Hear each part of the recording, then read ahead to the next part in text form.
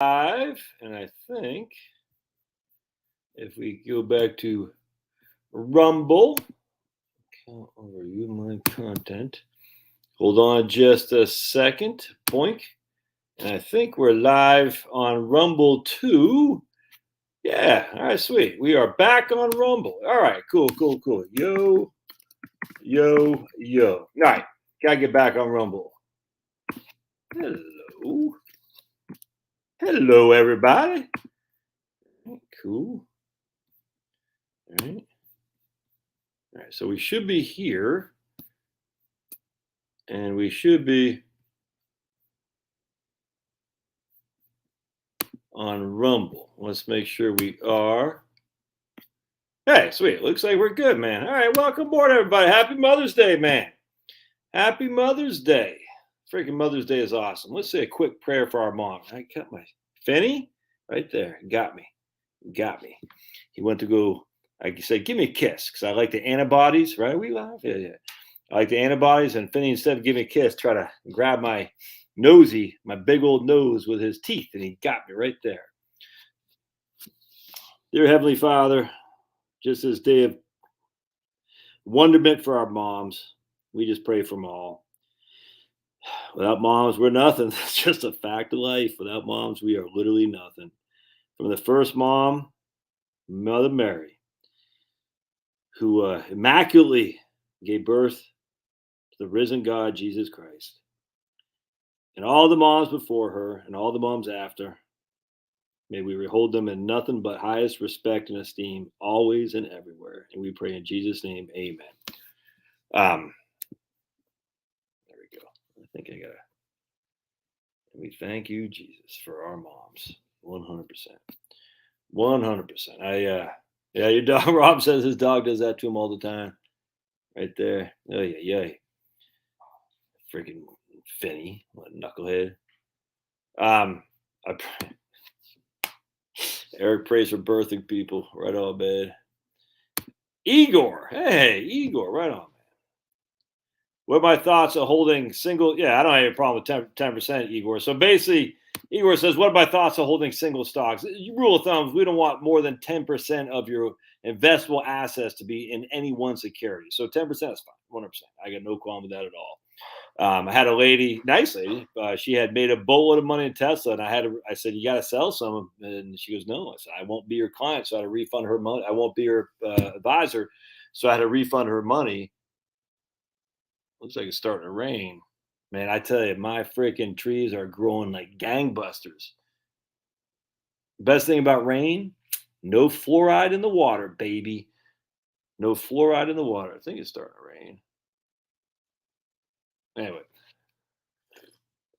So when you get rain, you get no fluoride in the water. It's just good.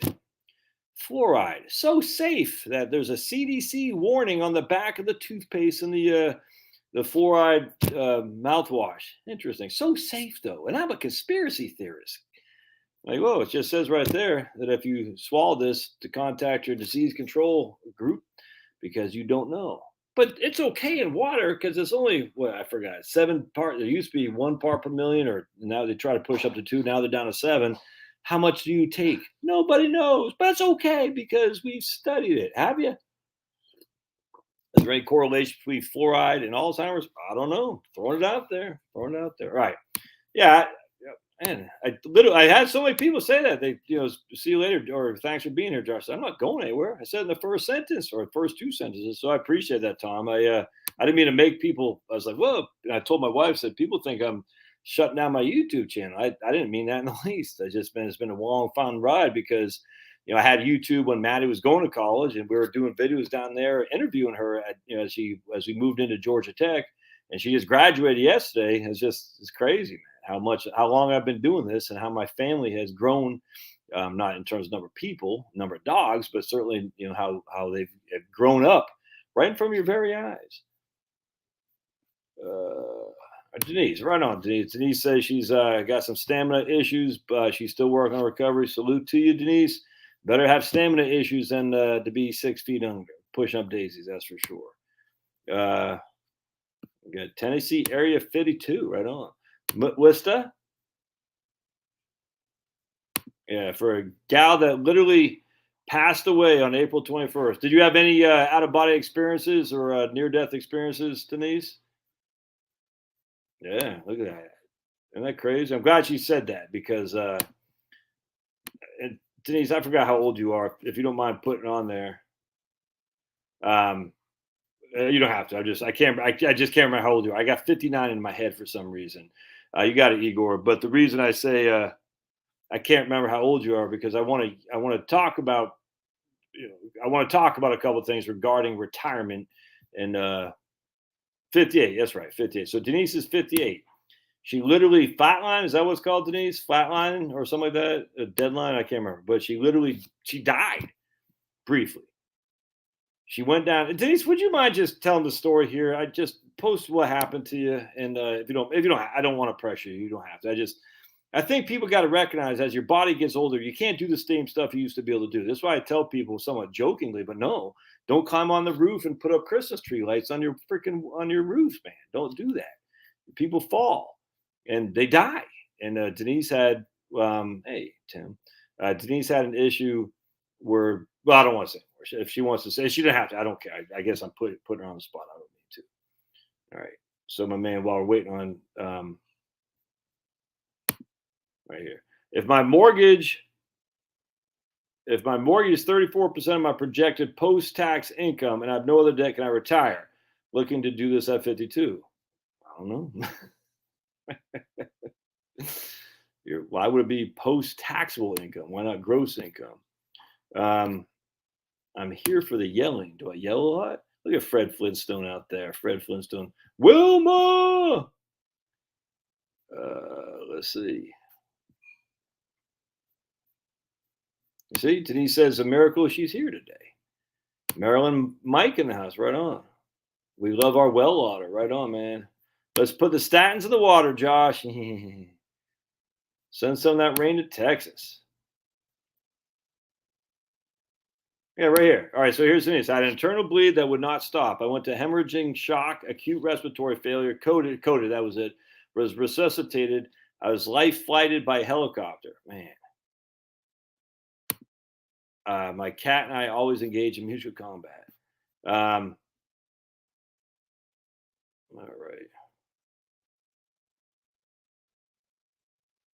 Yes. My doctor reminds me that the number one cause of injury in old men is old men acting like young men. Could not agree more, man. Right on. I could not agree more. And me too. I was out there chopping. I'm 51. You know what I'm saying? I'm just not, I cannot lift. Well, that's not true. I am stronger than I was when I was 31. That's just a fact. But, well, it's just a fact. I don't know what to say. I am. And maybe when I was 21. I'm definitely stronger than when I was 21. I don't know about 30. Yeah, I think I probably am. Hey, Dan. Yeah, I think I probably am. But with that said, I'm stronger, but I don't know if I have the ability to move things like I used to be able to do, like, or even the desire, frankly. I just don't. Yeah. All right. So anyway, I'm just going to use Denise for example here. I had a guy, nice guy, I've worked with, reach out to me by email. We ran the plan for him and all that, and he's fine. I mean, it's just look, I can't say there's no way he's going to run out of money. I'd hey Phil, but he the markets have gone down, and he has a heavy exposure to growth stocks. And I've been telling people for about 3 years now that about three. The growth stock, value stock phenomenon remind me so much of the value versus growth of what happened in the late 1999. And I've been encouraging people to move over from things that are growth into value. And he's fine. Look, this guy's fine. I mean, I have him with a 6%, I think, rate of return, average rate of return with, I think it's like a 15% standard deviation. So if you take a 15% standard deviation, a 6% rate of return, let me show you what we're looking at here. So this is just good old fashioned bell curve, nothing fancy, but you got 6% rate of return on average. All right. So we got average 6% rate of return. One standard deviation is, I think, it's 66% of times you'll be within that range. So one standard deviation, 66% of times you'll be in that range of positive to negative. I'll show you what that means here in just a second. 2 is 98, if memory serves, 98%. And then 3 is 99.8%. All right. This is completely subjective. I cannot stress this enough. Just because you hear standard deviation, there's no science to this. It's just math, but it has no evidence. It's not evidence-based financial planning. It's just what some people speculate that the markets will do in the future relative to volatility. That's it. And no one cares about the upside volatility. They just care about the downside. Anyway, the point being is that in this case, yeah, right here goes Denise. My 58-year-old self. Oops, what did I do with it? Right here. Oh. My 58-year-old self thought I was still 30. I tried to lift something too heavy. I pulled my muscles in my back.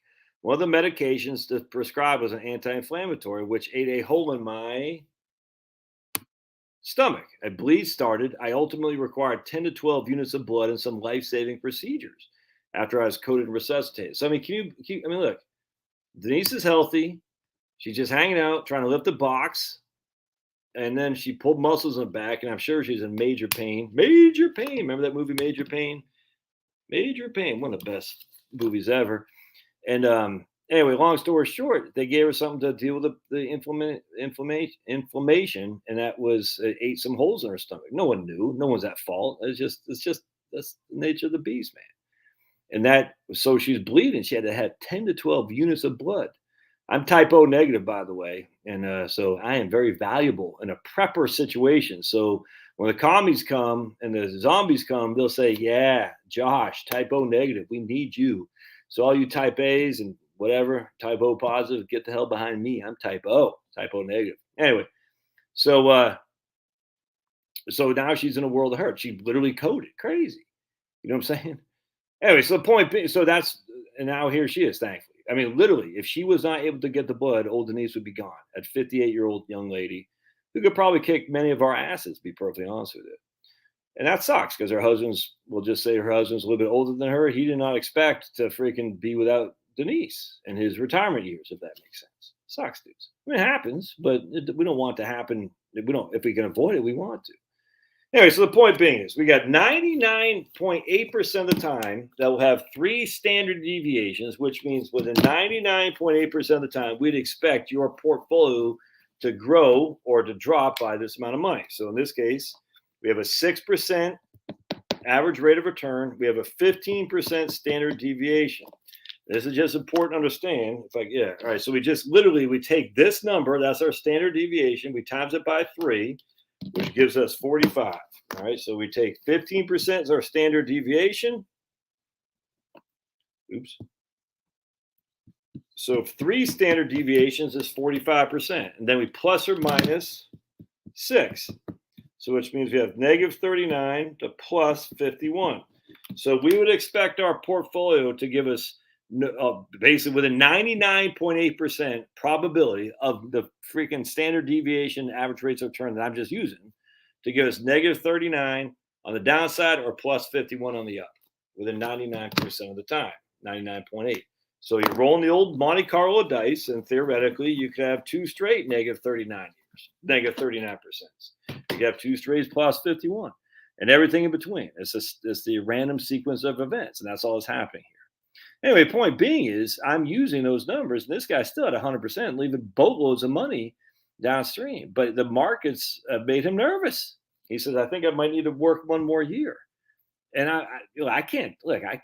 I mean, I'm not going to say no.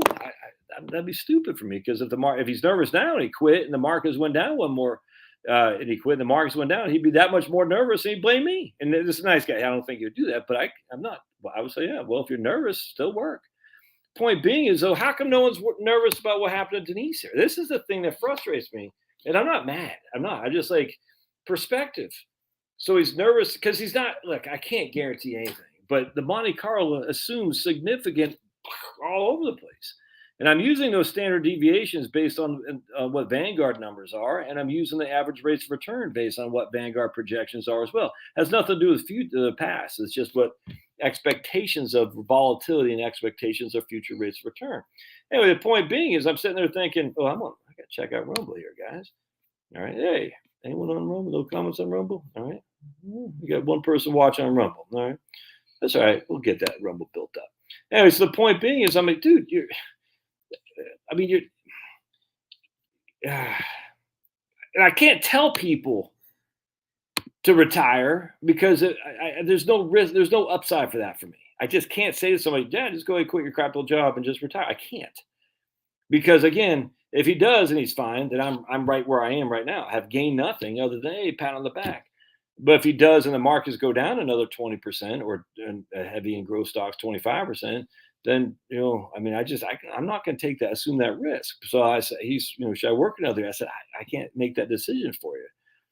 But I'm sitting there thinking, I wish, and this is what I try to do, people. I wish we could focus on the risk that Denise had here.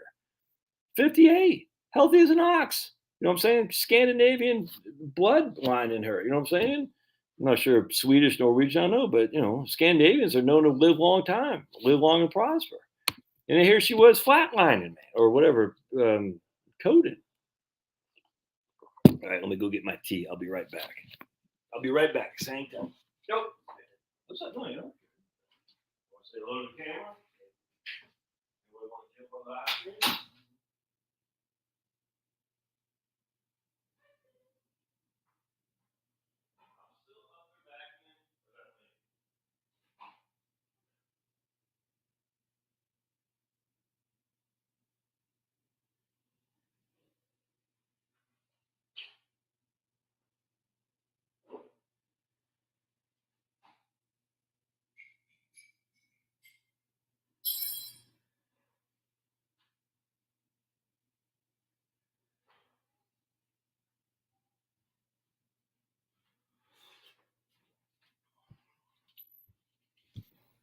All right. Anyway, so I'm just Eric.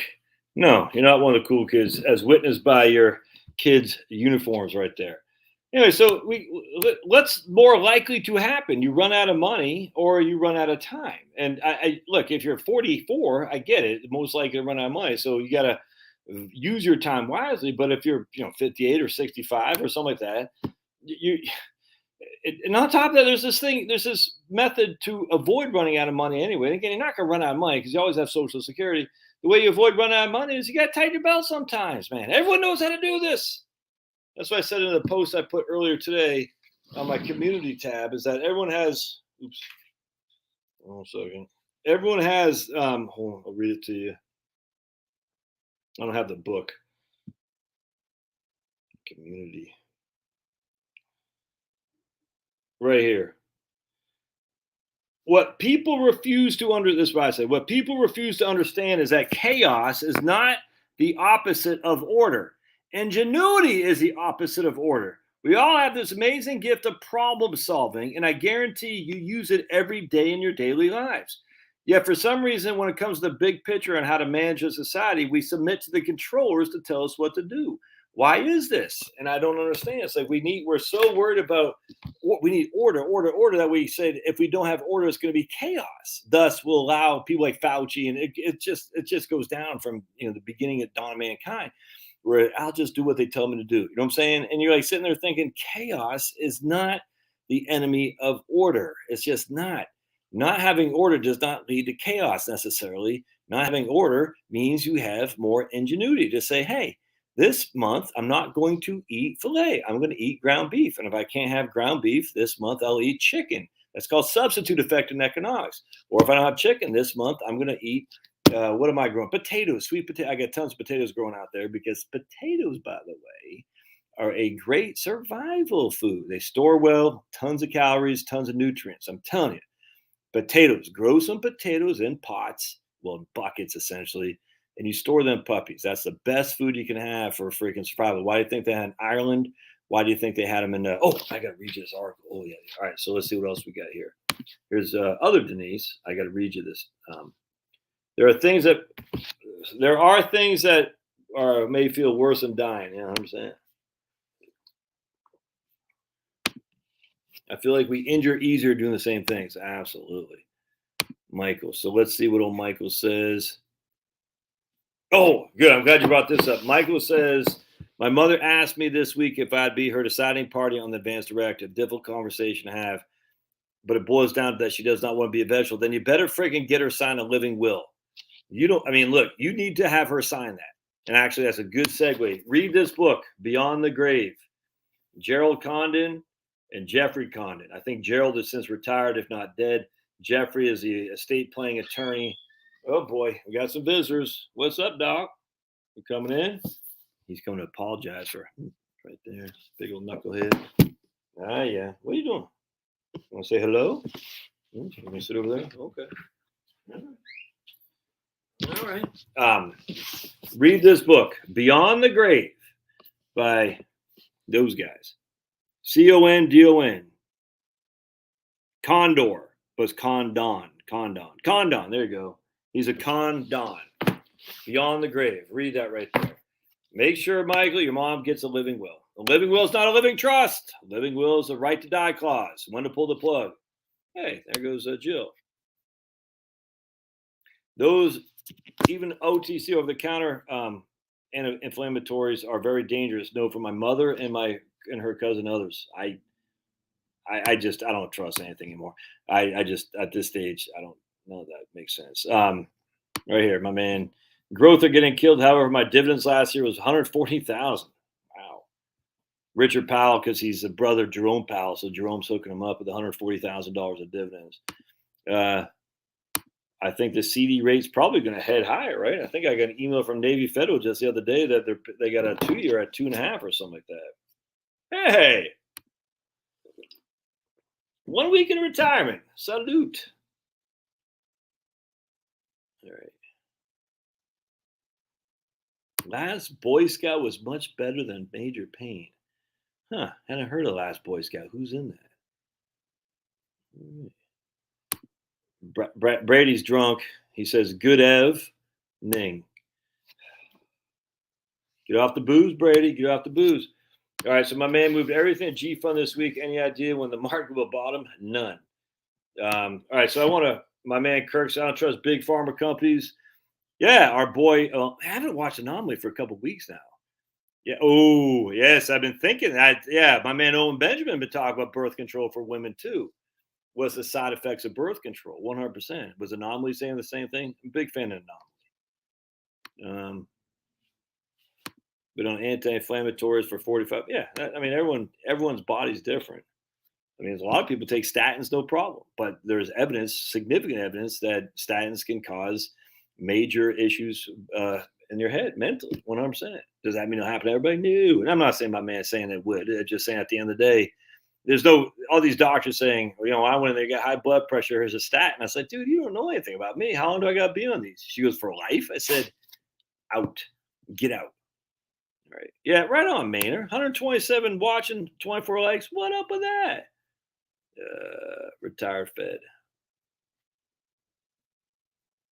All right. Terminec, man, I can't take Terminec. Terminec freaking, it just gives me it gives me serious heartburn. And let's put it this way, I need to be near the pot, if you know what I'm saying. So again, everyone's body's so unique, but we all evolved from the same primordial soup.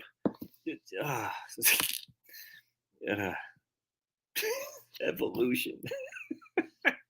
Just, oh my goodness. We got a tailbone that shows you we used to have a tail because it's a junk DNA, Josh. We have junk DNA. Now they're starting to go away from the junk DNA claim that they used to use. I just think it's funny. Even the evolutionists don't have their story down. It's fun. It's fun to watch these guys just yap and yammer and say science, the appeal to authority, the credentialed masses of this facility. And my man Vaughn just got mowing right on. Here's whatever. Grandkid guitar church travel. Yeah, I just got done playing some ball with my son. Mother's Day. My oldest, Maddie, had her boyfriend over. Georgia Tech grad in his own right. So we had some Italian food from Buca del Pepa in Alpharetta off Mansell Boulevard for Mother's Day. I made some egg, bacon, cheese biscuits this morning with some cinnamon rolls. So we've been eating freaking pretty crappy today, but it's all good. What else did we do? They took some pictures. took a nap, and we played some basketball. Now I'm doing the live stream. All good, man. All good in the hood. All right. All right. Let's see here. Yeah, 100%, Brady. Looks like Brady got done being drunk. Lead the horse to. I'm literally just joking. Everybody knows this, right? Lead the horse to water, but it retires when it wants. I 100%. That's. And there's no. This is not a slight on my man who emailed me this. Not in the least. And I don't say that. I say you got to do what makes you comfortable. And if you're not comfortable doing it, you're not going to be happy. It's just that simple. I wish that people would focus on the freaking elephant, the elephant in the room that says, hey, there's another risk coming to you, and that risk is significantly higher each and every year as you age, without question, and that is health. Who's not coming back? What I've learned the hard way: time is fleeting. Tomorrow, right there, man. Wait carefully how truly poor. Literally, 100 man, 100%, Denise. Wait carefully how truly important work in one more years versus spending time with those you love. Denise, if you ever want to write an article, I'll be happy to post that on my blog. That'd be fantastic. Yeah. So what I do with everything is I say, hey, if one's good, two is even better, right? Harry said, I would have stayed at work and maintained the same savings rate for another 2 years. I would have about 350K more, 350K more, 350 more a month in income now. And he said, so what? 100%. Social Security has not run out of money. It's not. And it's not going to run out of money. Now, will Social Security, according to current projections, be able to pay 100% of the benefits? No. We've known that for many, many, many years. So many people. All you got to do is get a subscription to newspapers.com, and you'll see the silliness of, and I'm not saying this guy's saying that, of people saying Social Security is going to run out of money. We've been hearing that for decades, and yet here we are. Again, well, they're kicking the can down the road. Okay, what says they can't kick it down the road another 40 years? I don't know. All I know is, as we sit here today with current projections, right? And I probably won't. I didn't get that many hits. When I dive too deep in the trustees report, I don't get that many views. So I probably won't do it again as a video. But if you're interested, folks, just read the trustees report. You'll see it's low, intermediate, and high in terms of employment rates, inflation, demographics, interest rates, all that. And you can see it's completely, there's three different categories. And one, the intermediate, I think had a 5.5% unemployment rate. And we don't have 5.5%. And I doubt we'll ever have that again. Just because the demographic is such a bomb, man. We're just getting crushed. There's not enough workers, and there will never be again. And so the unemployment rate consists of not as many people paying into Social Security. Now you can make the argument that means the what they call it, the payroll, the capacity of people working. And it's not the employment rate or the unemployment rate. I forgot what it's called. But anyway, 63% of the working age population is working as opposed to 37% not working. There's a name for that. I can't remember what it's called. Anyway, Social Security doesn't talk about that. They just talk about the unemployment rate. And the intermediate one, I think, was 5.5%. And you're like, well, we're not at 5.5%, not even close. You know what I'm saying? And then they have interest rates, inflation, all that stuff. And you just look at this, you're like, all right, so their projections on the intermediate is that the Social Security the trust fund, so to speak, will have run out of money. I can't remember when, but anyway, they'll have by 2034, they'll only have enough to pay roughly 75% of the $100 they promised per person. All right, that's still not running out of money because it's a Ponzi scheme. And that doesn't. I mean, it just is. Anyone who says Social Security is not a Ponzi scheme, I don't know what the hell they're talking about. They're taking from this guy in order to pay the benefits to that guy. It's just it's the epitome of a Ponzi scheme. But anyway, the facts are the people who are going to work are going to pay their current retirees. That's just the way it's going to be. And so as long as there's work and as long as there's Social Security tax, Social Security will inherently never run out of money. People need to stop this stuff, man, because it's not going to happen. And I also, I'm going to pick on you, Brady. Worry about Medicare? I got to work until I'm 65. Why? For Medicare. Oh, but Social Security is going to run out of money. Now, look, I'm just picking on this guy. I'm not being a dick. I'm just saying at the end of the day, I always chuckle when people say, I got to work till I'm 65 so I can get Medicare. Or they really need to expand Medicare so I can quit work when I'm 60. But I'm not planning on Social Security. Oh, you're planning on Medicare, but you're not planning on Social Security? That's a cart before, putting the cart before the horse right there, if ever there were one. All right, so I want to show you guys this article. Hey, we got Jeremy. Major pain is funny, 100%. Big time, Jeremy. Yeah, I'm back. I had to just do the video, the pre-published video, to say I'm live on Rumble, and that's what they make us do. So I'm going to read you guys. I'm going to share with you guys this article here if I can find it. Hold on just a second. Hold on just a second. Hold on, my friends. Don't go anywhere. I'm looking up this article because you're gonna wanna hear it. All right, hold on a second. All right. Won't get fooled again. I won't get fooled again. Ow. Georgia TA said some pale skin may need to. I can't say it because I'll get banned. A Georgia Tech, University of Georgia teacher assistant said some paleys need to get to deal with the inherent racism of the pales. I chuckled at that. Meghan McCain's bad Republican book flops. That's good. As did Jill Biden's book. Does anyone take Jill Biden seriously? Oh God, what a clown! I mean, I thought freaking Kamala Harris is dumb. Jill Biden is just, oh, is there a brain in that head of hers? I don't think so. And before you say, you're just picking on women, no, all these guys are stupid, man. Pete Buttigieg, I mean, come on. The only reason anyone cares about him is because he's gay. He knows how to play that gravy train. Come on, man. Kamala Harris, she knows how to play that gravy train. Trust me, we get our own grifters on the Republican Party too. Trust me, I 100%. But it's just these people are just not very bright. I mean, I'm literally dumb, just dumb as rocks. So you thought what's her name was stupid? Kamala. Look at Jill Biden. Oh, I still think it's funny. Michelle Obama, the smartest person ever. Dumb as a rock. At least Barack was somewhat intelligent, man. Jeez, at least Clinton. I mean, Hillary's probably smart. I mean, she's evil, but at least she was smart. Well, everyone says, "Oh, you're just picking on black people now." Well, we know there's tons of smart black people in the Republican Party because if you're smart, you join the Republican Party, especially if you're black, because the Republican Party is desperate for blacks. Desperate. If you want to make a difference in politics, you come over to the Republican Party, man. Jeez, Louise and blue cheese. All right, so I'm going to share with this article. This is what I think is going to. Some of this is what we're going to be dealing with in probably the next generation or so. My experience of communism, and this guy named Francis Turner. I got itch my nose because all the coke. I don't do coke. I'm joking. All right, so somewhere on the book of feces, I encountered comments that could be summed up. Communism wasn't that bad, and the U.S. is worse for those people at the bottom than communism was.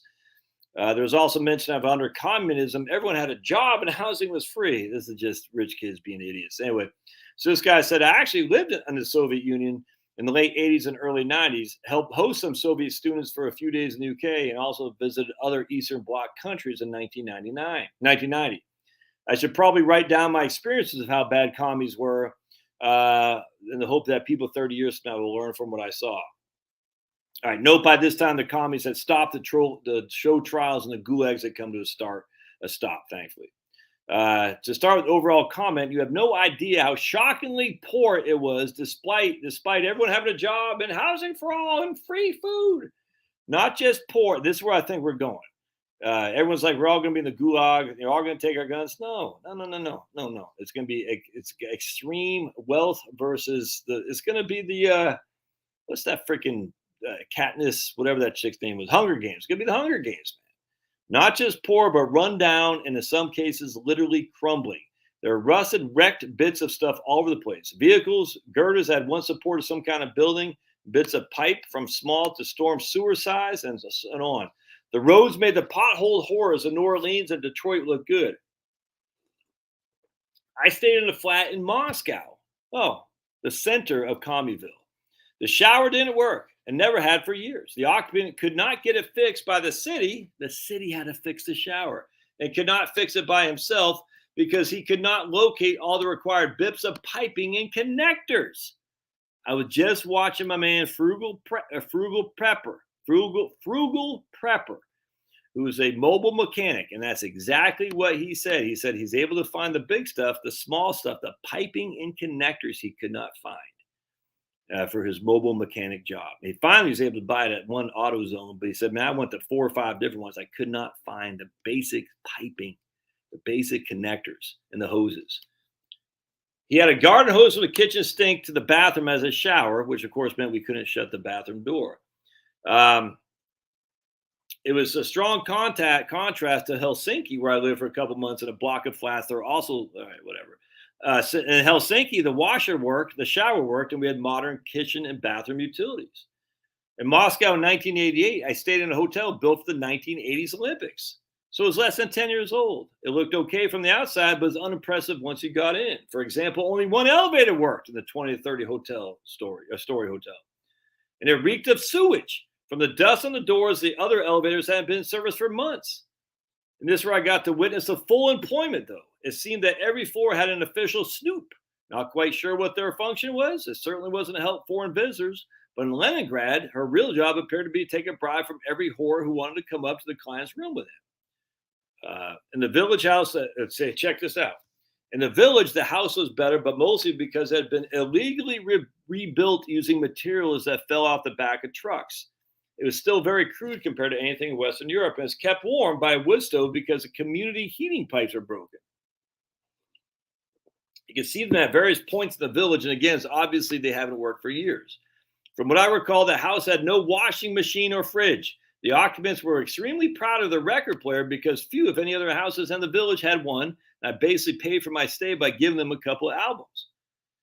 All right, so let's see. Oh, check this out. Life in the village was clearly better for the average Slav than life in Moscow because the village, they could grow their veggies. Okay, so it's mostly cabbage and potatoes, but it's the freshest and helped stretch the meager salaries that urban dwellers couldn't. In fact, when I got back to Moscow, the car was packed with produce for my Moscow host to eat or to use to barter for stuff. The shops are empty. Everyone carried a bag with them, so if they happened to pass by a shop that had just received a shipment of goods, they could pop in and buy stuff. For the most part, it didn't matter what stuff because it wasn't stuff you wanted or needed. You could use it to barter with someone else who did. All this was technically illegal, although by the time the glasnost and perestroika meant that the villagers' veggie patches and up the market stalls and kiosks in the urban streets were actually legal as opposed to being winked at for a bribe. There's a famous set of pictures of Yeltsin looking amazed at the contents of a used supermarket. I used to take Soviet students around the UK in December 1989. They asked questions like, why do you need 5 types of beans? And found it impossible to believe that the supermarket we went to in Cambridge was not reserved for the wealthy. When we took them to London, they were unimpressed with the Houses of Parliament, but utterly blown away by the fact we could stop on the way back over any random street in East London for a late snack and have a choice of curry, kebab, or fish and chips from 3 different takeaways. Let's see. Oh, let's see. There are half a dozen types of vodka, more whiskeys, various gin. We know all that, right? I mean, so, but check this out. Right here. Let's face it. A homeless bum in San Francisco can wander into a local convenience store today and face a similar selection. So, that respect, a bum in San Francisco is better off than anyone in the Soviet Union 30 years ago. Hold on just a second, because I want to show you this right here. This is right here. I recall an American who was with us bought a number of $20 bills. He found it almost impossible to spend one because 20 was too much for anything he wanted. I seem to recall he did trades with some others in the group, says $20 bills got multiple uniforms, and in return they gave him change in smaller denominations. Isn't that interesting? $20 was too big. I'm telling you, hold that thought. Don't forget pollution. I'll just know the Soviet Union was the only medium bad in comparison to some other communist nations. Romania was a magnitude poorer and more polluted. You know, the countryside was barely touched by the 20th century. Hardly anyone had electricity. They still had steam engines on the road, on some of the rail lines. Crazy. Romanians had all these extra children because Sus, whatever his name is, had banned all forms of contraception. And yet the orphanages were just packed with children that the Romanian parents could not afford. So if you're trying to get snuggle, baby comes out. Imagine that. You're like, I can't afford the kid. I better have an abortion. That's what they did in Russia. Russia aborts like over 2/3 of the children. The most disturbed children are chained to beds. Oh yeah, right here. People recently have protested the cages that migrant children in the U.S. are living in under Biden, right? Because all of a sudden, it's not Trump. No one cares. There's no one. No one cares about cages for children. It's freaking sucks. The liberals are freaking evil, man. They cared about it because of politically expedient. At the minute the political expediency goes away, they don't care. My visit there is 8 months or so after Susko had been shot, and people are keen to talk about the past. Yeah, exactly right. It's worth pointing out that while life for the privileged elites were better, life in the Soviet bloc was pretty limited, even if you're at the top. Exactly. Anyway, all right. So I want to talk about that because the issue here is that this is why you got to be careful buying ounces of gold. Just like that guy said, he had 20s, man. Well, 20s bought too much, so he's going to buy 20s for a couple of potatoes. No, he's not. You got to get silver and gold in tenths and quarters. Not gold quarters, but like a fourth of an ounce, if that makes sense. An ounce of gold, what, $1,800, $1,900? I have no clue what it is. Let's just say you come up to a guy with an ounce of gold, and you're like, man, I need a couple chickens. He goes, hey, I'll take your ounce of gold for a couple chickens. You're like, I need some change. He goes, I got no change. You're like, well, I'm starving to death. He goes, I don't know what to tell you. If you want the freaking chickens, you're going to have to give me that ounce of gold. I mean, or you're going to have to give me whatever I asked for, a quarter ounce of gold. You're like, I don't got it. So what are you going to do? You've got to have in your preps silver ounces plus gold in tenths of an ounce and quarters of an ounce. If you want a couple of ounces on top, that's fine for big ticket items. But man, if you're making up preps, don't just buy a bunch of ounces. I'm telling you, foolish. You got to have other ways to transact if things get bad. Anyway, did you notice too? Potatoes and cabbage, easy to grow. I mean, it's just easy to grow. And potatoes have more of all the nutrients. They have more calories. I was looking at comparing a potato versus a corn. What the hell? Head of corn, whatever it's called, corn stalk. Anyway, whatever the hell it is. And potatoes blow away corn in terms of the space required to store and all the nutrients you get. Energy density in corn is much higher than energy density and potatoes is much higher than energy density in corn. It really is. So if you're going to grow something, grow freaking potatoes. It's easy to grow snap peas, beans, green beans, easy to grow all that stuff.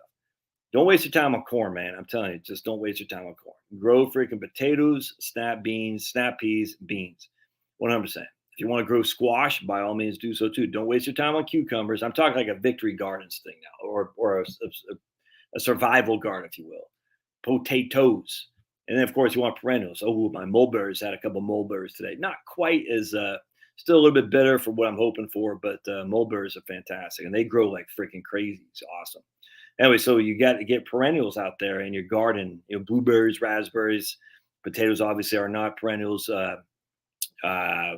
Jerusalem artichokes. I had a client that was telling me about Jerusalem artichokes, and they're perennial apparently, and they look like ginger. I said I pulled a couple this year because I planted them last October or something like that. I want to see what they looked like, and crazy. They literally look like ginger. It's nuts. Apparently they call them fartichokes because they'll make you fart. Trust me, dude. Anything makes me fart. Literally, this cup of water makes me fart. You know what I'm saying? It doesn't matter. So thankfully, my farts don't stink. So I can just I get my kids to pull my finger, and I say, "Ooh, toots." All right. So anyway, the point being is watch your preps, prepare for it. And I'm not saying prepare to like, oh my goodness, the zombies are coming. That's just freaking stupid. Don't do that. The issue is that we're going to go to an area most likely where things are going to get scarce. It doesn't mean we're going commie. It doesn't mean they're coming for your guns. It just means it's going to be harder to get things. It's just a fact. It's going to cost more to get the things you need. We're dealing right now in our HOA. I'm on the HOA board, and we have to get this guy to come out and do some stuff on one of our retention ponds. And we got the quote today, and a couple of the HOA members like, whoa, this is way higher than what they quoted us. And I was like, well, what did they quote? Well, 2017. I said, yeah, it's freaking 5 years later, and we've just gone through insanity. Just like the World Economic Forum wants. Of course, it's going to be way higher. But if we want the work done, we have to pay for it because I've had other clients tell me they've lost their landscapers. because they can't find people to do the job. This is one of the things that scares me about the North. Actually, is that I don't know what you're like. I know in Maine they got some Somalian immigrants. I know that. I don't know, how many of them are. They're in Lewiston. I don't even know if they work. I don't know how that works. There used to be Cambodians up there when I lived in Maine that would work like crazy picking the strawberries. I just don't know what the immigrant labor source is in Maine. I bet they don't have many Mexicans or Guatemalans. I bet they don't. And I just don't know how many, white and black Americans, Americans, what I'm saying, Native Americans, not American Indians, but Native Americans are there to do the jobs anymore. I just don't know. My inclination is probably not enough. In fact, I can almost guarantee you that. And as such, the labor set is in the northern places where more and more older people, predominantly white, if not predominantly white and black, with Native Americans, people born and raised here, who've used to a certain lifestyle, who aren't used to hard physical labor. Those people are going to be few and far between who can do stuff. And as such, we're going to rely more and more on immigrant labor. And I just don't know how much Somali immigrant labor is going to do up there in Maine or Cambodia. I just don't know. I don't think there's that many. And as such, I'm just telling you, man, it's going to be tougher and tougher to find people to do the jobs you need as we go forward, especially as the population ages and there's just not enough young people willing or able to do the kind of laborious stuff we need. That's my concern. It's not we're not going Commie It's just not happening.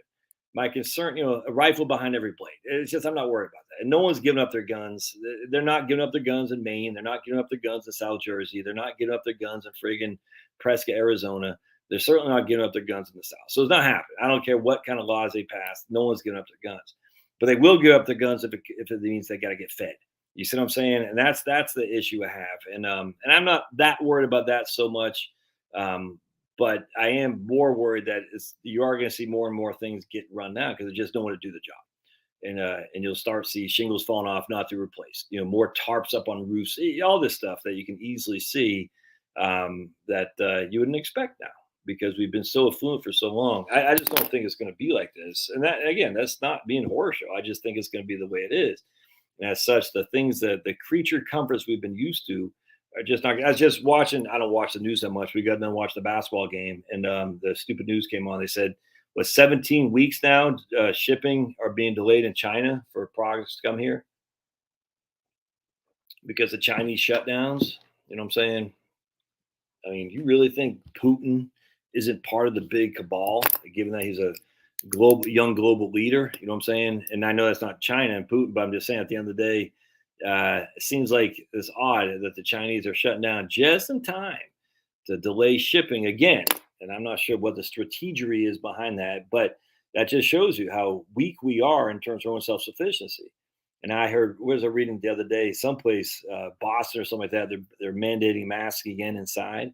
It's like once they get the power, they can't unhave the power. All right. Let's see what we got. Oh my goodness. Jupiter says, ironically, we give turmeric to our arthritic horses. Horse dewormer, ban, fake news. Yeah, there's a 3-second delay on Rumble. Oh man. All right. That's all right, Jeremy. It's been a while since I've been on Rumble, so it'll take some time. No, it's tea. My peppermint tea. Make some pee at night.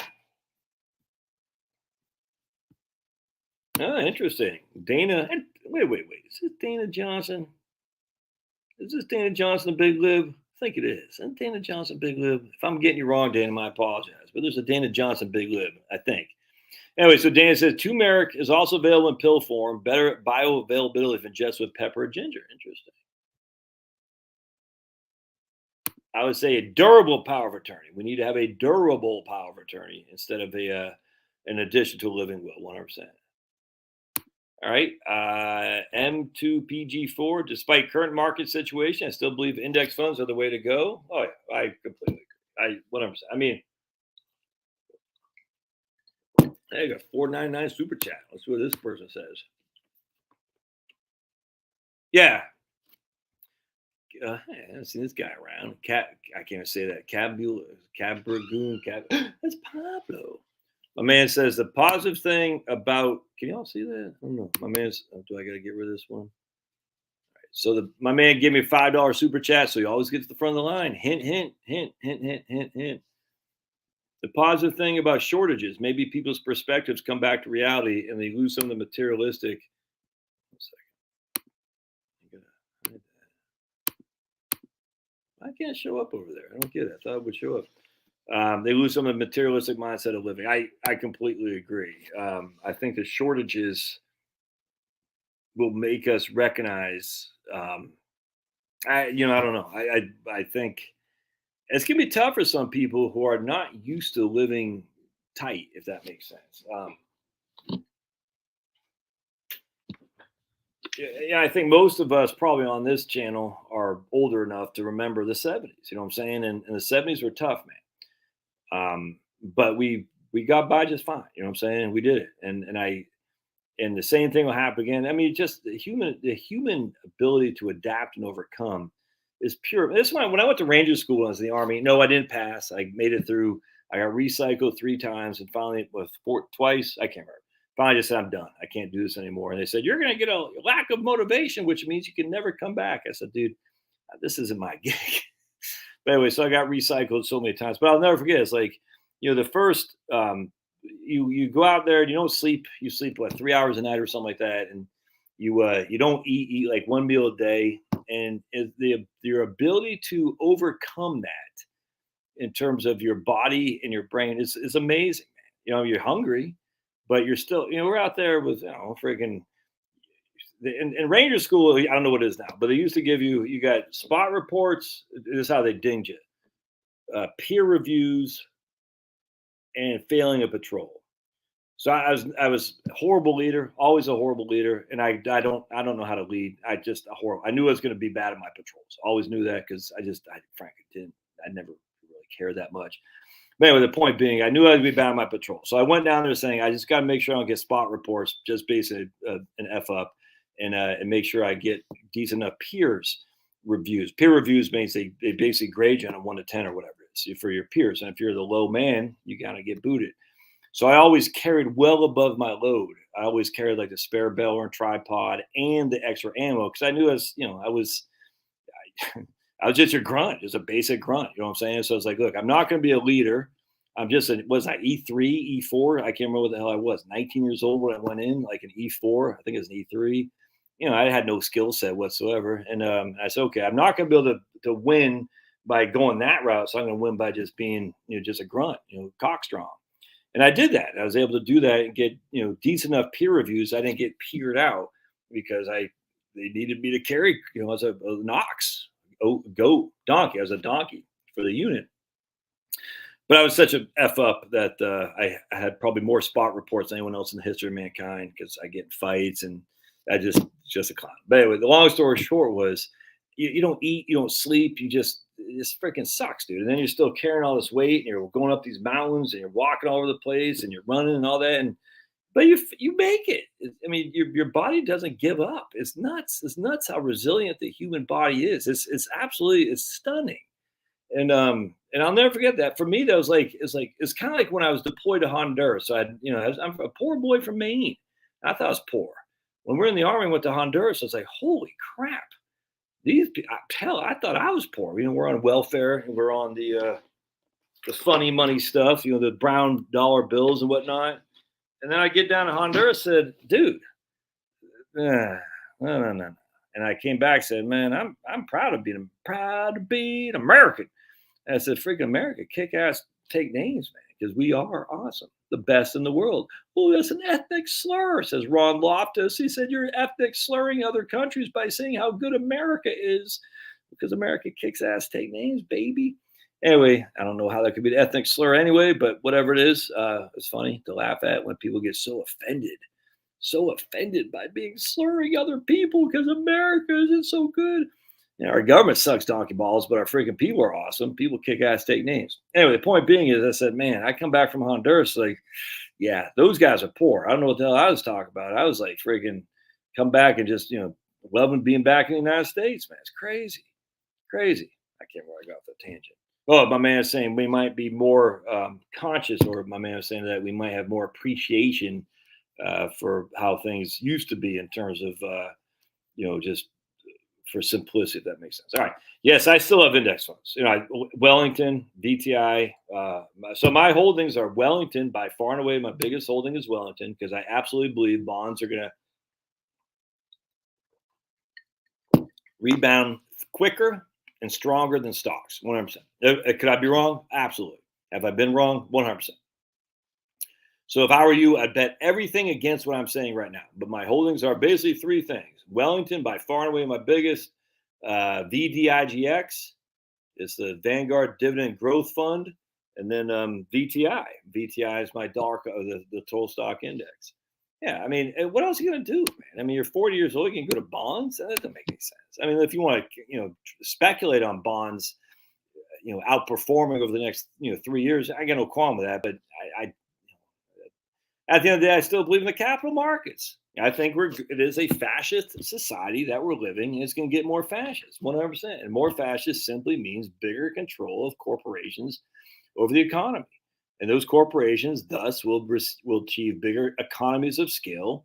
They'll get more regulatory power to limit their competition, and they'll pay more dividends. It sucks. I think about it all the time. Like, do I want to take part in this fascist operation? Remember, fascism isn't jackbooted thugs.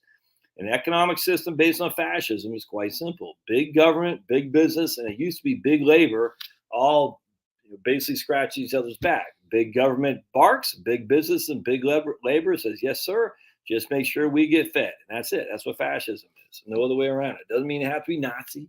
Doesn't mean it has to be Mussolini. It just says we're going to make the trains run on time, but there's not going to be competition. That's what it is. That is Mussolini. And fascism is all for the state and nothing except for the state. But the state is better run. And look, it's no different. Like, this is why always cracks me up too when people say, oh, my, you're a hypocrite because you're a libertarian and yet you believe you took the GI Bill. Or they'll say, that's what they say. Well, socialism, you took the GI Bill, you believe in socialism. And I said, no, because the government doesn't pay for the roads. Private entities pay the roads. The government doesn't pay for the cars that the policemen drive. Private entities. The government doesn't pay for the fire. Doesn't actually build the fire trucks. Private entities do. That's fascism, man. That's not socialism. The government doesn't control the means of production. They just don't. Now they can snap orders at the companies that do control the means of production. Fascism, but they don't actually own the means of production because it's efficient for private companies to do this. 100% it is. And what happens though becomes less efficient the bigger the bureaucracies are, and the less competition, which means there's more diversity counselors. Yay, diversity. My man says, is now the time to be spending cash to avoid sequence of return risk? Yeah, 100%. Both stock and bonds are down. Absolutely. Yep. My man Richard sent me an article that we had never seen bond market this bad since 1842, and I don't subscribe to the Wall Street Journal, so I was unable to read that. I was like, damn, that's true. That's crazy. I don't remember if I posted this video. I had it on my phone. I might delete it. The bonds are down 10%. 10. Just not that big of a deal. But yet, it is. If that is literally true, that this is the worst bond market since 1842, that's amazing. No one expected that. I didn't. You didn't. No one did. It's nuts. Right on. Andy says, 1 more month, my first pension checks, a long time between drinks of water. Okay. All right. 2,000 mules must see the word. Yeah, I know. Denise D'Souza, I like him. I read his book, A Liberal Education, back in 1992. I think I even read it when I was still in the Army. I was like, oh, is this what I'm going into when I go to college? I was like, oh, this is horrible. Stanley Fish, that was the guy. I'll never forget. Stanley Fish from Duke. I don't know whatever happened to that guy. But, Frank, the whole thing bores me at this stage. And I know that's what they want. I get it. They say, we just want you guys to forget what happened in 2000. Yeah, look, man, I mean, it just bores me. I'm not going to lie to you. That the Republicans could not see what the hell was going on. And I just, I know everyone wants to get Kemp here in Georgia. Kemp, we're going to get him, and their answer is David Perdue. Okay, seems kind of weird to me. We have a lady named Candace Taylor who's running, and I tried to interview her, but I guess she doesn't want to. I mean, that's fine. I don't blame her, But one of her top three things is to go to the bottom of the 2020 election. I just like that. I don't know what to tell you, man. I don't get it. And she was endorsed by Stu Peters. Said this guy Stu, like I don't have any animosity towards this guy. Look, I've been around conservative psychos for a long time. Not once I'd ever heard of Stu Peters until this last the last 2 years. I'm like, why is Stu Peters all of a sudden our new Rush Limbaugh? And it's just odd to me. I don't qualm with the guy. I find it odd. And then he had a couple of videos that were completely false, and it made us all look bad. The one in Canada that said the guy won some lawsuit against the Canadian government. And I mean, we all make mistakes, but it's like, dude, this is kind of rookie mistakes, man. I was like, the whole thing was just weird. I said, I don't. Let's put it this way: my appetite for conservative firebrands is becoming very is lessened every day. Don't forget, the reason Rush Limbaugh is so good is because he's so funny. You know what I'm saying? That's why Owen Benjamin is so good, because he's so funny. You have to be funny. You got to be quick on your feet. You got to be funny and entertaining and smart too, by the way. And other guys that crack me up. Oh, my man, Ryan Long, funny. You got to be funny. Doesn't mean you have to be a per se comedian, but you have to be able to keep people entertained in a not say lighthearted, but you gotta be funny. Just being pissed off all. And I'm not saying this guy Stu Peters pissed off. I don't know. I just don't watch it. It bores me. But there are people like that just always like, just bores me, man. I don't want. Life's too short. There's too many good things out there to be just so frustrated all the time and a panic and just I was playing basketball with my kid today. I literally was taking a walk and I smelled some flowers. Literally just smelled some flowers. Saw these baby deer running in a field across the way with one of my sons. You know what I'm saying? It's just, life's too short, man. And I hate to say it, but if the friggin' zombies come, you getting upset isn't going to do anything about it anyway. So what do you do? I say this every time. You have cash, Ginnie Mae, but Ginnie Mae's down. Yeah, all right. Sucks, but it is what it is. Is that going to break the bank? No. You pay off your debt. You grow some food out there in your back. I don't have much space. Just in containers, man. 5-gallon buckets. There's all kinds of YouTube videos on growing potatoes in 5-gallon buckets. Watch my man, Homegrown Veg. Homegrown Veg from England. Love that guy. My man Brad said he loved coffee. Oh,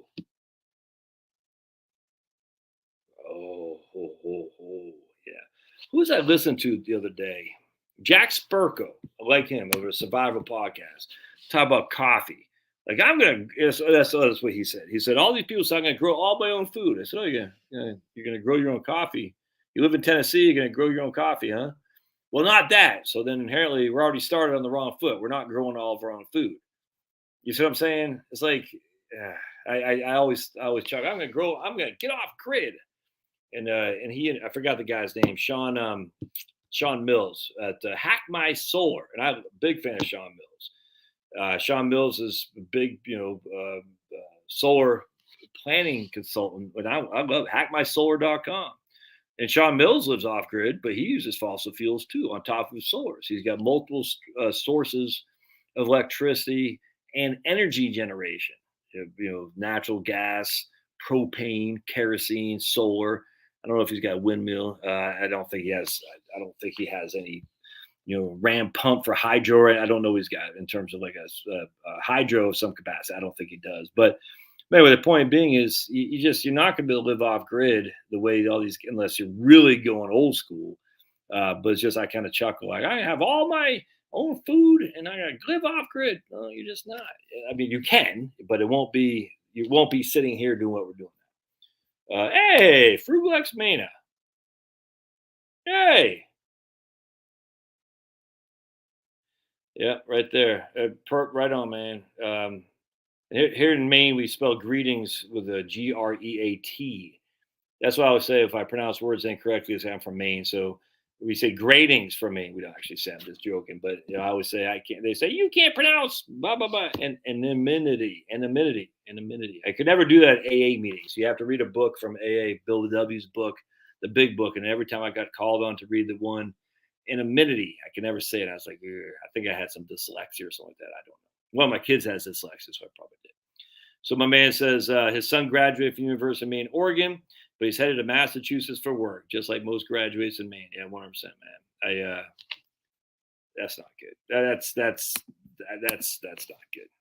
Great place to retire, but not if you need a guy to do labor for you because they're all Massachusetts.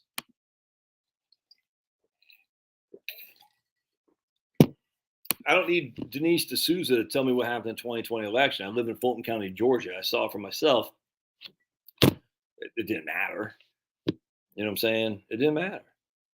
And we had a Republican governor and Republican Secretary of State. And I blame the Secretary of State who allowed it to happen because the Secretary of State is in charge of the elections. And he said, and this is probably the last I'm going to talk to this tonight, but he said after the primary, we're going to go out. We had evidence, thousands of votes were fraudulently cast in the primary. There's Democrat versus Democrat, Republican versus Republican. We're going to go after those people. Didn't do it. He did not freaking do it. And he just sat back and did nothing. Now he's running an ad that says, I'm the one candidate who made a lot, who sponsored a lot to make sure that only Americans in Georgia, only Americans can vote in Georgia. Like, what? Americans vote in Georgia? The hell's that? You're supposed to be a resident of where you live to vote. Americans vote in Georgia? I said, this is a clown show that this guy is, Brad Raffensperger. I call him Puffy the Puffy Puffinburger.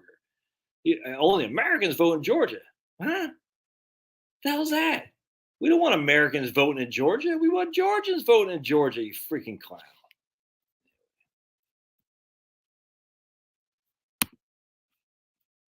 Carne asada, salmon, Spanish, right?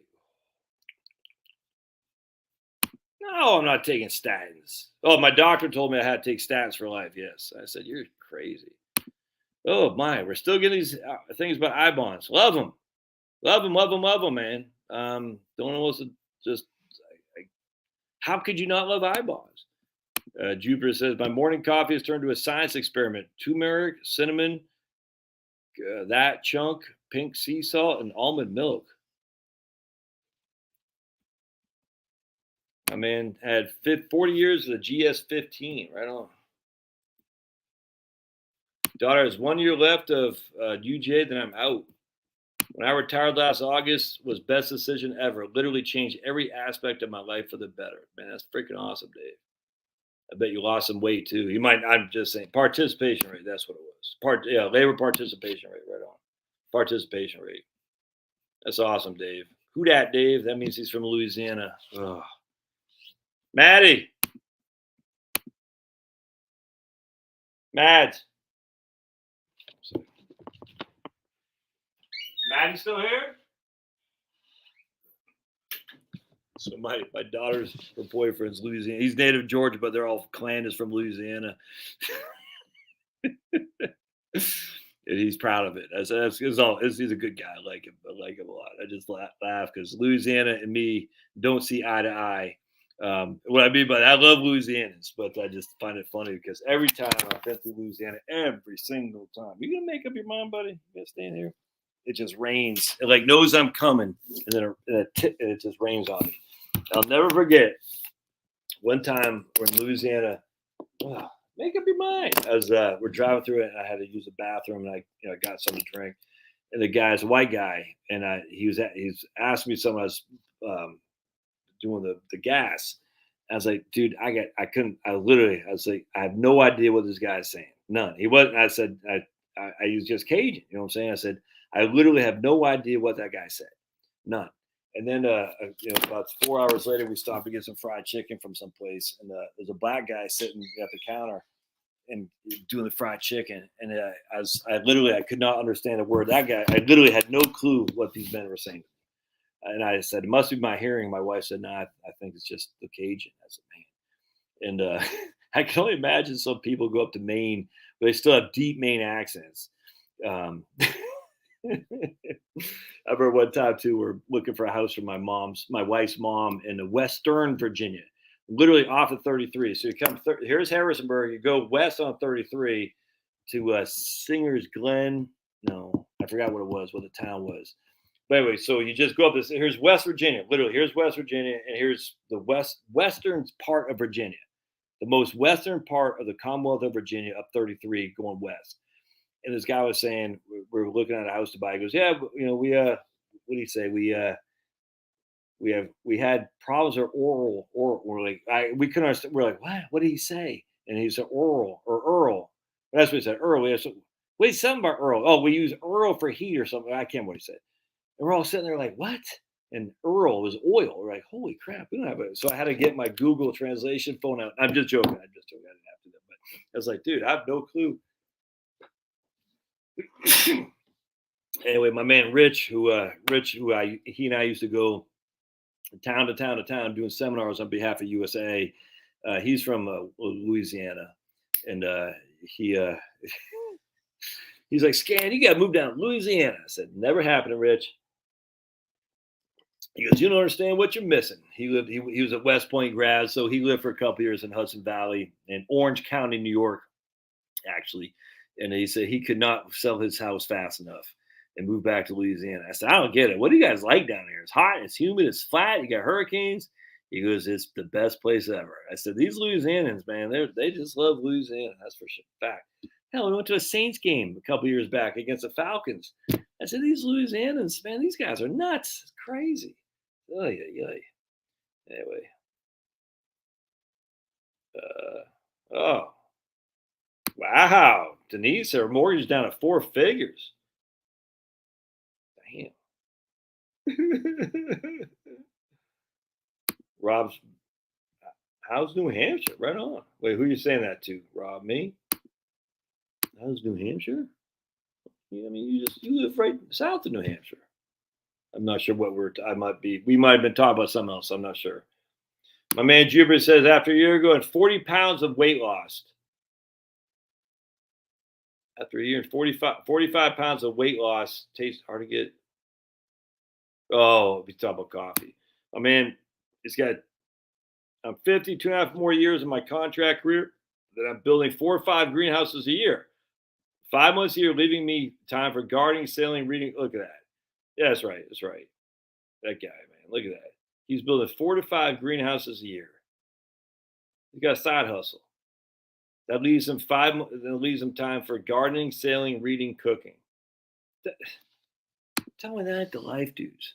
Got no debt. You go out there, do some contract work. Hell, half the time you probably get paid cash money. That's a freaking gig right there.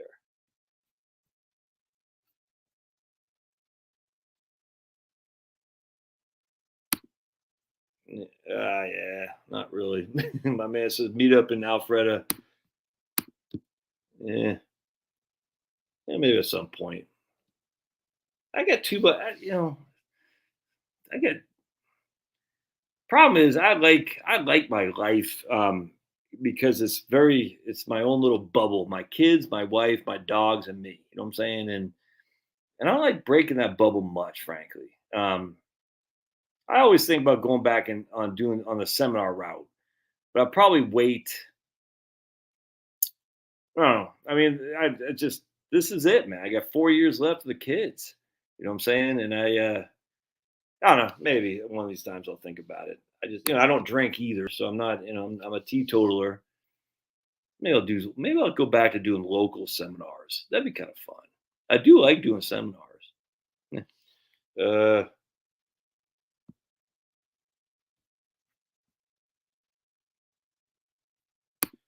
Yes. All right. So she says people don't want financial POA to go into effect unless they lose capacity. This is huge. All right. We've got to talk about this. This is huge. All right. Every single client I talk to, the two things, not every single, there's some that aren't, but the two things I ding them on There's a lack of an umbrella insurance policy. Now, the only reason I say I ding them is because most of the people at work with me are pretty situated, pretty squared away. They just want a gut check. And so I got to find something to ding them on to make me look smart. And the only reason I ding them on there is because they don't know what their coverage is on their home or their auto a lot of times. Like, do they have adequate coverage on their auto? Is it 1, 3, and 5? 100,000 property damage liability, 300,000 per person accident liability, and 500,000 per accident liability. Personal bodily damage, that's what it is. So 1, 3, and 5. 100,000 property, 300,000 bodily, 500,000 per accident bodily. They don't know. So, okay. And then what do we have for our home? Is it replacement coverage or fair market value? And they don't know. So it's, well, the nice thing about having an umbrella insurance is that we know that no insurance company is going to underwrite you for an umbrella if you're inadequately insured on your auto and your home. Now, I can't say we know, but I don't know any insurance company that would take the liability for that. Anyway, long story short. So I say, like, just call your guy. A lot of them use the broker. So call them, find out what an umbrella is. Very, very cheap insurance. And see if it's right for you. I don't sell this stuff. I don't get paid on that, but talk to your guy. All right. But the second part is a lack of updated estate documents. It's insane how many people don't have updated estate docs. I was talking to a guy the other day. They, like everybody, they got their estate docs done when their kids were minors because they want guardians and financial arrangements for their kids if something happens to them. 100% makes sense. Now their kids are adults. They don't need that anymore. You see what I'm saying? But now if you have a will, you have a codicil, and your will has, it shows what happens, man. You know what I'm saying? So your will is what your last will and testament says, basically from 30 years ago, that my kids, I want to make sure they don't have access to the money until they're 35, 45, 55. And your kids are like kicking ass, taking names. Why do that? All right. So part two of this is that we want to make sure that you have a financial, what's called a durable, it's not even a financial, it's a durable power of attorney. It means it survives incapacity. Thus, I'll give you an example. Working with all kinds of guys. Big TSP account. I got $1 million in my TSP. I got $1 million in my 401k. All right. Who's the owner? I am. Who's the beneficiary? My wife. What happens if something happens to you? Well, she gets it. What happens if you're incapacitated? She's the beneficiary. Incapacitated isn't death. Incapacitated just means you have Alzheimer's, you have a stroke, or like when I got my colonoscopy. You know what I'm saying? My wife, the doc, that's a healthcare power of attorney, but still it's the same scenario here is when you're out of the loop, the financial power of attorney, a durable power of attorney, lets you to act on the grantor's as his agent or her agent in fact, or attorney in fact, however you want to do it, even if that person is incapacitated. Hugely important to have. Especially if you're like me, with my wife stayed home for the most part, and all the money's in my name because all the money's in a 401k, became an IRA, slowly becoming a Roth. It's individual. No such thing as a joint. She has no access to it unless she gets a court order, or she has this thing called a durable power of attorney. Now, the thing that ticks me off even worse is that a lot of attorneys, at least, I don't want to say a lot, but at least I know a lot of attorneys in the South. This is where the basic of my career has been for the last 15 years. Yeah. Will drop powers of attorney, that durable powers of attorney that don't come in effect until you are approved. The doctor basically signs off on your incapacity. And look, I'm not telling you to practice law. I'm not telling you what to get. I don't want my wife to have to go to a doctor who doesn't know me from a freaking hole in the ground to say, yeah, Josh is incapacitated with Alzheimer's disease. No, hell's with that. So my durable power of attorney is in effect right now, which means literally she could be well on her way with a pool boy to Mexico with my money, because she can say, hey, Charles Schwab, I am Charlotte. Here's a durable power of attorney. I need to get Josh's money because he's incapacitated. And they'll say, all right, got your check. You see what I'm saying? Now, is Charles Schwab obligated to accept that? No, they're not. They're not obligated to depart with your money just because someone shows us PDF of a durable power of attorney. But a lot of financial institutions do. At USA, it was great. We used to accept them in advance on our own document. We'd have our own durable power of attorney. So call your financial institution, say if they have a durable power of attorney off the shelf that you can sign that as their. We just had to get notarized. Every single client I dealt with at USA, if they did not have a durable power of attorney, say sign this fill this out, sign it, get it notarized, send it back. It will put your wife, usually as a wife, as your durable power of attorney. That way, if something were to happen to you being incapacity, she doesn't have to go through a court order or, heaven forbid, go through a doctor to validate that you're incapacitated. Hugely. So what she is saying is that a lot of people don't want financial power of attorney to go in effect until they lose capacity. I tell you, man, I think long and hard about that. Now, if you're on your third marriage and your third husband is a freaking clown and he's addicted to crack and gambling, yeah, I get that. If he's up to no good, I get that too. But if you're married for 40 years and your wife is like, dude, it's just, you have to think about that. Let's just put that.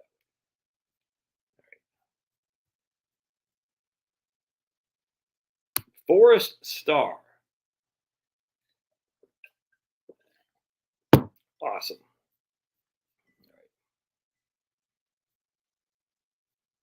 All right. There's nothing wrong with that. He's going to take his Social Security the day he turns 62. Doesn't care to wait. Right on, man. Dan just got back from 2 weeks in Florida. So nice there. Woo, down there. Dan's like, I'm moving down there.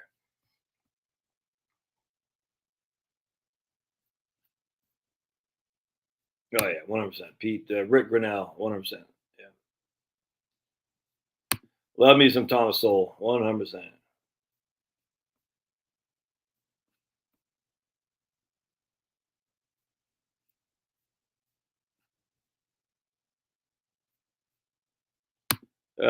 Wouldn't you delay the Social Security to 70 when your spouse is 10 years younger? Yeah, there's a lot of things going on. My thought process for me, because my spouse is 4 years younger, is to delay it till I'm 70, so that when I kick the bucket, Charlotte will get more money because she'll lose her own benefit and get mine as a survivor. So that's my goal. But situation dictates, of course. But yes, initially Jupiter, that would be the idea, 100%. Do you still believe the 4% rule is too conservative given the current market conditions? Yes, absolutely. 5%, man. Said 5% since day one. I'll continue to say 5%. And I mean, look, one of these days I will do the reverse RMD book. I promise. And this will be a great time to do it now because we never had it. It was like this where the bonds and stocks are getting knocked around. It's interesting. Yeah. Well, I mean, what, do people not remember what the Monte Carlo scenarios are? Or can I just point that out again? All right, the market isn't in a bear market yet. Growth stocks are. Nasdaq is not VTV, not dividend paying stocks. We're not in a bear market. This is just a run of the mill decline. We're not. If this is making people scared, I really think people need to reallocate or revisit their allocation. This is nothing. It's nothing. Now, again, if you're heavy into growth stocks, yes, it's a pretty significant bear market. What I'm saying. You shouldn't have been that heavy into growth stocks. I don't know how much more I could have argued in this whole channel this whole time that growth stocks have outperformed value stocks significantly over the last 5 years. And I've been saying probably since the beginning of this channel in March of 2018 that this reminded me of 1997, 98, 99 when growth stocks just went shoops and value stocks went shoops. And I will remember everybody in the mom, when I was at Vanguard, they wanted the U.S. Growth Fund. I said, and they did not want the Windsor Fund because Windsor is more value-oriented stocks. So no, that guy's an idiot. I said, he's still clocking 11% rates of return. No, that's no good. I want the growth stuff. It's crazy. I'll never forget that. And I've been saying it for at least the last 2, if not 3 years, of the same thing's happening now. I literally don't know what else to say it. So if you're still heavy in growth stocks, yeah, you've taken on the chin. Well, that's because you got greedy. Now's the time to reallocate. If you're really that nervous about it, you're too heavy in stocks to begin with. And this is always where, like Warren Buffett says, what a down market is when we see who's swimming without their shorts on. Basically, a low tide. Now we can see who's swimming without their shorts on. They thought they can handle it, but it turns out they can't. Anyway, the point being is, all right, I mean, the 4% rule, these are all, I mean, the Monte Carlo assumes, as I earlier said today with my silly bell curve scenario, Monte Carlo assumes all this stuff, my friends. It's already assumed in the scenario. And if you came out with flying colors, why are you worried? I literally don't understand it. I mean, I get it. I do get the worry. I worry. I'm not retired. But I don't know. I literally don't know what to say. So if you want, you can tighten the belt. I can no qualm with that. Tighten the belt, tighten the belt, tighten the belt. But the 4%, there's if anyone's sitting there thinking I'm at a 5% rule, the 4% rule, I'd be able to sleep better at night. No, you wouldn't. Tighten the belt if you have to. Of course, paying off debt is even more important. It means you can travel light, and travel light is huge, man.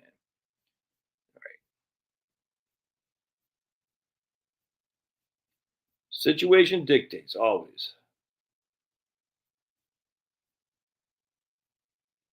That May 22nd agreement with the World Health Organization, Biden giving them full power to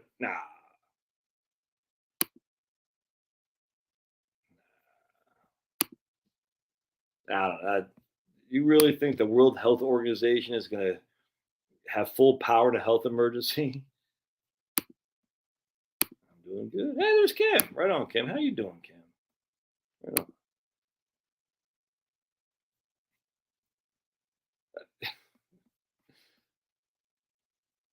Will Putin's Victory Day be a nothing burger or another big event? I, I don't even know what's going on. I literally don't care. Why should? Oh boy, here we got a guy. Invest in Q and A. What the hell, man? You said invest in Q and A. Now you're off some tangent.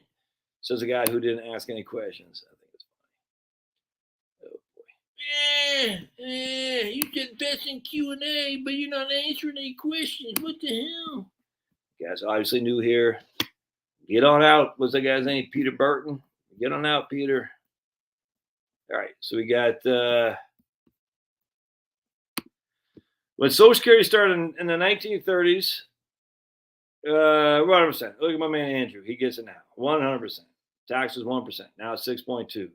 They'll just raise the tax and kick the can. That's what I've been saying. Raise the payroll tax 1/2%. 25 basis points on each side. Done and done. See ya. I mean, it's just that simple.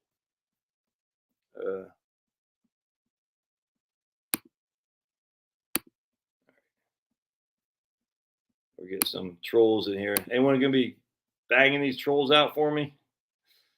Hey, Brad said, just want to start preparing for what might happen. Plant my first potatoes this year. Right on, Brad. That's freaking awesome. Awesome. Squash and pumpkin.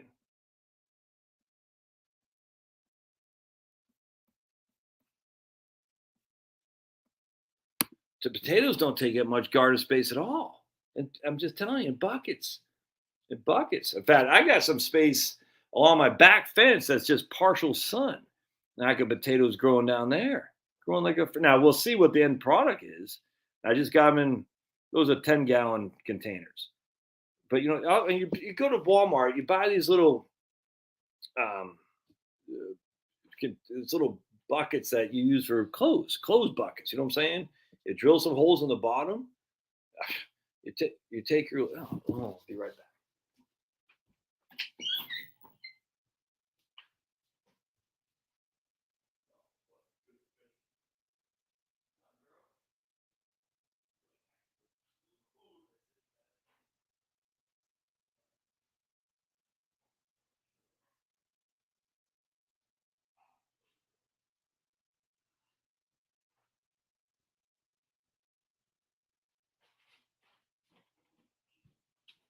All right.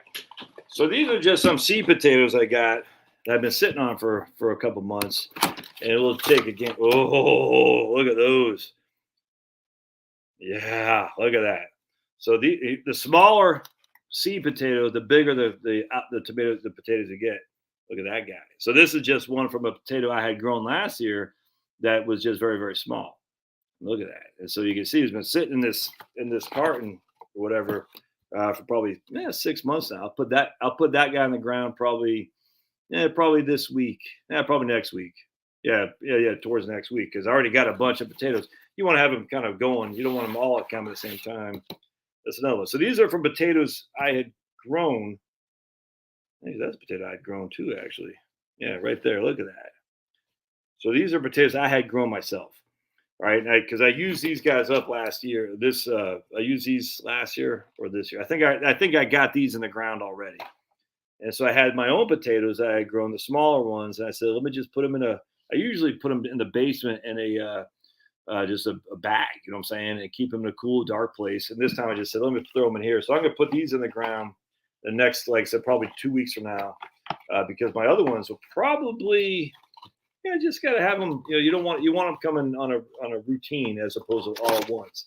Now these should be ones. Oh yeah, these might. Can't remember. Can't remember if this is. I think these are my own. I can't remember. Yeah. Anyway, look at that. Small sweet potatoes. Small. You do the same thing with garlic too, by the way. Oh, you definitely want to grow some garlic because garlic just makes everything taste good. You know what I'm saying? So garlic is easy to grow. Do the same thing.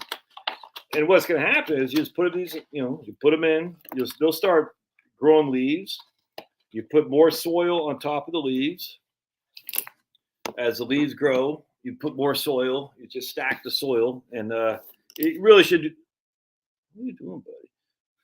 You really should do the same thing with tomatoes too, by the way. Because remember, all the tomato. I just don't like tomatoes that much. I mean, I've grown them just because they're easy and they're fun. But I don't like them as much as I like other things. But anyway, the nice thing with tomatoes is that they have so many just little uh, uh, roots essentially that could come off. And they just get the roots just need a place to go. You know what I'm saying? Tomatoes are so freaking easy to grow. It's insane. If you're not growing tomatoes, you're nuts because they're actually potatoes are the easiest thing in the world to grow. You literally you take one, you wait till it starts to show an eye, that shit. You put that sucker in the ground. You put some dirt over it. As the green starts popping up, you put some more dirt over that. As it starts popping up, keep piling up the dirt until you're at the top of your thing, and just let that sucker grow. When the leaves die off, they're about to die off, and they fall over. Then you know it's time to harvest. It's like Christmas, man. I love it. It's just so addictive. It's so addictive because like you're like, oh, what do I got? And it's great. And then now the nice thing about tomatoes is you can propagate those all over the place. I mean, tomatoes are so easy. Snap peas are so damn easy to grow. Snap peas, just a freaking, literally you take this tiny little seed, put it in some soil, just put a little trellis next to it, and let that sucker grow. I tell you, it's nuts. I love it. Anyway, do some garlic. Same thing with garlic. You just take the garlic clove, whatever it's called. Wait till it gets a little bit of a green shoot. Throw that up. Put that in there. Put some soil on it. Let that sucker grow. Oh my goodness! And you gotta have garlic because garlic just makes everything taste good. Um, oh, and it don't take none of these take up much space. None of them do. That's why corn sucks. Corn takes up so much space, and you don't get much. A corn stalk is that what's called? Corn stalk. Yeah. So what you want is you want to get something that takes up the least amount of space that gives the most, basically profits for your eating, which is potatoes. But you also want to make it so it tastes good. Garlic, you know what I'm saying? Some snap peas. I love snap peas. I can eat those all day long.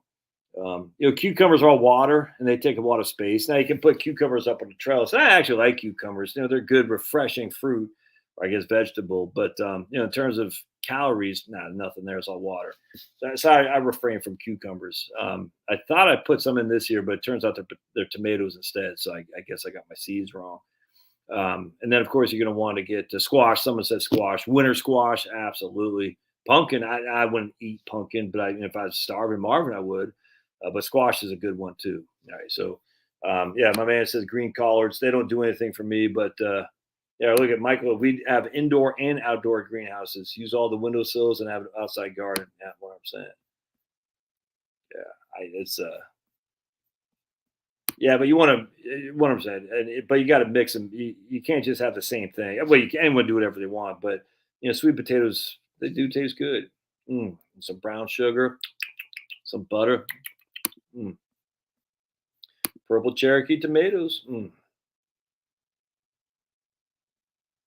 Hey, thanks, Kim. There you go. Yeah, good job, Kim. If you see other people being stupid, just ban them. If they say things like "Can I use the N word?" just ban them. I already banned that guy. If they say things with pornographic stuff, ban them. We don't need them here. Those guys are clowns. Grow corn, make whiskey. Yeah, but the problem with that is you still need sugar, you still need yeast, you still need other things that go in it. At least my understanding is, you know what I'm saying? Whereas, but I completely agree. If you can find a way to mill whatever it is, Yeah, to your own alcohol. I completely agree. 100%. 100%. 100%. They can pry my AK from my dead body. How dare you have an AK? Yep. There you go. Good. Yeah, 100%. You guys are good. Buy some chicken wire, make a tower, grow yams. Ooh. Yeah, that sounds pretty good. Do I think it's time to buy bonds? Yeah, I mean, I did myself. Absolutely. I mean, could bonds still go down? Absolutely. But I mean, I can't stress enough. If you look at the history of bonds, when they get knocked around, the next year they go exploding. Will that happen again? I have no clue. No clue. But we do know government bonds are guaranteed not to go bankrupt. Absolutely. Heal my digestive system. What is that thing she has there? The smile cloud. I always plant zucchini, peppers, strawberries, tomatoes. I've planted rosemary. Yeah, it's crazy how lavender and rosemary are perennials. It's nuts. I get rosemary out there. I put too far back. One of the things on the garden, guys, if I tell you, I've known this and I still screwed up. I took my rosemary off and I had some, we have a little couple raised beds on the back porch here, and that's where I used to have my rosemary and thyme, parsley, and stuff. And I didn't do any parsley this year. Anyway, but my rosemary bushes are perennials, and I put them way back there.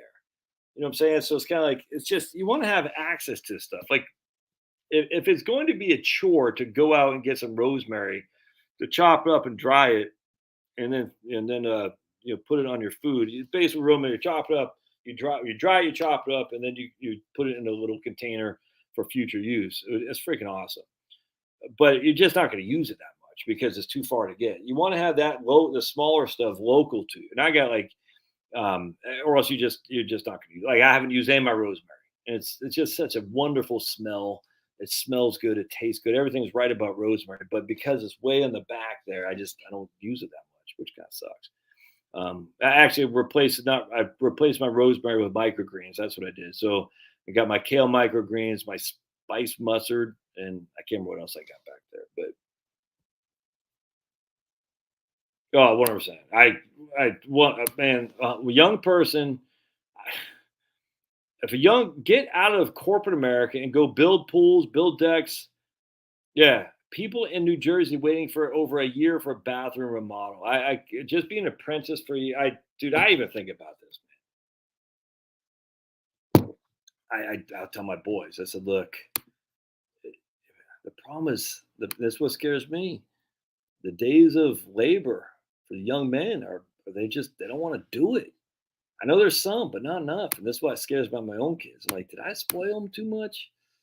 I don't know, because I don't know. I don't know if it's not genetics.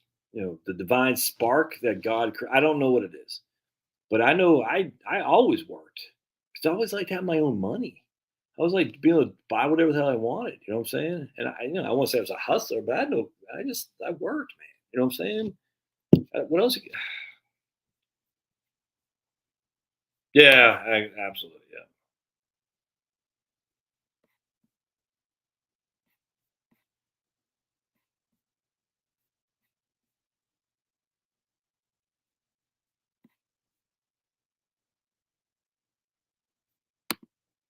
What are my thoughts about withdrawing from your retirement savings, similar to how expense ratios on mutual funds work? I'm not sure what that. I don't get it, man. Hey, right. Look at that. Linda, last year was the first year I planted potatoes, and they were a success with little care. Yeah. That right hair, Dan. 100%, man. Slice the potatoes and put them in the air dryer. Best French fries you've ever had. 100%, man. 100%. Oh,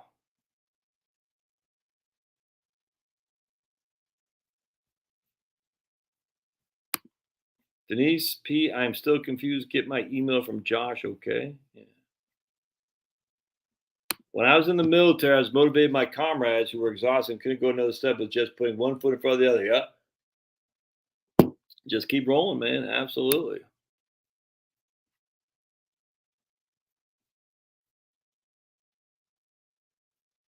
I was stationed in Turkey in 2003. We really do have first world problems in the U.S. Exactly. That doesn't mean we're like spoiled. I mean, most of us on this freaking we worked our asses off, man. You know what I'm saying? I'm not. I don't have any. I'm not. What's the word? Not jealous. What's the? I don't have any qualm saying, hey, no, I don't say we deserve it or we're or should feel guilty. It just it is what it is. But I'd be damned if I don't say, hey, we freaking. It's not like everything was handed to us hand over fist. Now the country we live in was. We just have to be, in that regard, by just by freaking birth, we got lucky. But with that said, it's not like we just sat around and the kings, not the kings, slaves came up and gave us freaking food. And we just sat there and say, Nelson, feed me my gray poupon. You know what I'm saying? It didn't happen like that. Kim's at Trump Hotel in Las Vegas. Anyone ever been here? Not me. Bonds versus total stock index. My portfolio down 50,000 since December. I have 100,000 in Ginnie Mae. What's a good withdrawal strategy? Well, it depends on how much you need to take. I don't know. It just depends on how much you need to take, Kim. So my portfolio is down $50,000 since December. What's a good? I don't know. Can't answer that here. Yeah, Jill tied up rows of tomato plants at a local garden for 2 or 3 summers, 5 days a week, 30 minutes for lunch, and a couple. Yeah, hard work in the hot sun. Exactly. She did it when she's 9 and 10, 100%.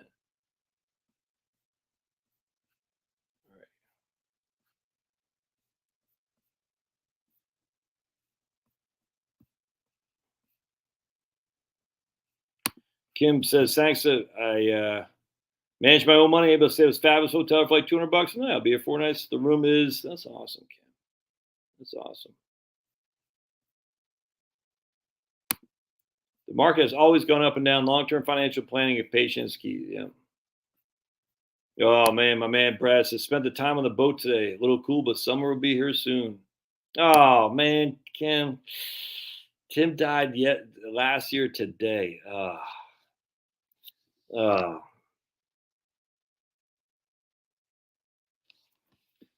Mm,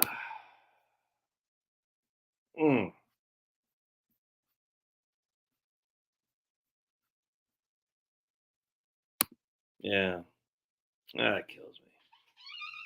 A year ago today.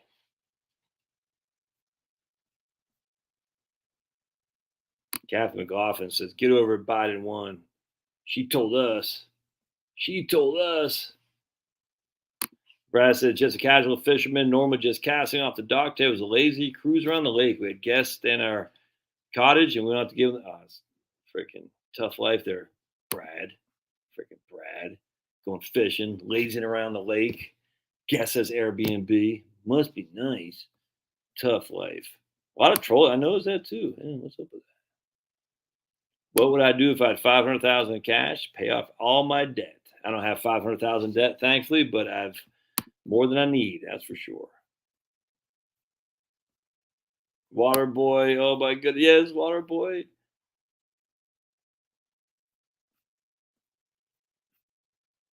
All right, let's see what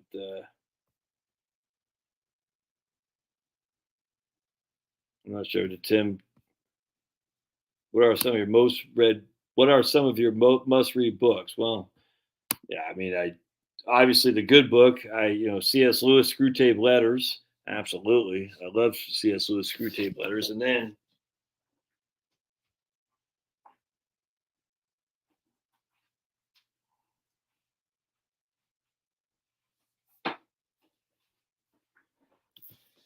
this right here by Alan Drury. This actually changed my whole perspective on the commies. And if people say, you're a Putin stooge, I just chuckle. Some of the biggest anti-commie there is right here. Come Nive, come tire. And then this book right here, because you'll know all you need to know about sustainable energy and how idiotic. And this guy is a big greenie. He's dead now, David McKay. He died young, but big greenie. because of all the numbers. And once you read this book, you realize how insane. He says, he goes, look, it's insane. He doesn't say it, but basically the idea of living off windmills and solar panels ain't gonna happen. Just not gonna happen. Everyone's saying, oh, they're getting more efficient. It doesn't matter. They're not. The physics of solar panels are such that they're capped out at what 33% efficiency, maybe 37%. That's in a lab. You're never gonna get that on rooftop solar. It's all about the batteries, man. And until the batteries, it's not gonna happen. It's just not gonna happen. Anyway, point being, it's a wonderful thing because then you realize, this whole thing is just a big scam to take money from working taxpayers and give it to rich people who are lobbying firms, essentially, 100%. Anyway, anything from C.S. Lewis, obviously, is wonderful. I would read the Rockefeller book by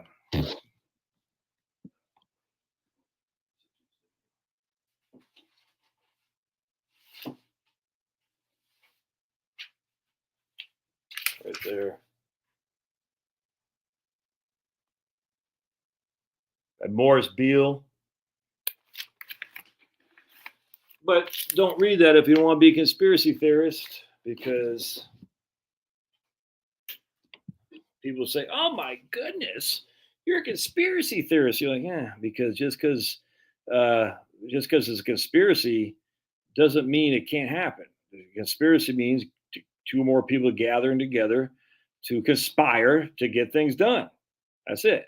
The theory is not even a theory. The Rockefeller clan controlled many aspects of financial and medical and milk and everything lives in the United States. It's a fact. It's not even a theory. It's a conspiracy fact, but people just they don't want to see it. So, but anyway, so you read this stuff, you're like, oh man, and it's a wonderful thing because you realize it's how liberating. A couple things. Once you read books like this, The Sustainable Energy Without the Hot Air, you realize just how corrupt everything is, and it's all just based on the lobbying power of big business. And that's why you start saying, and that's why me as a pro market capitalist, I recognize we're not living in capitalism. It's just not.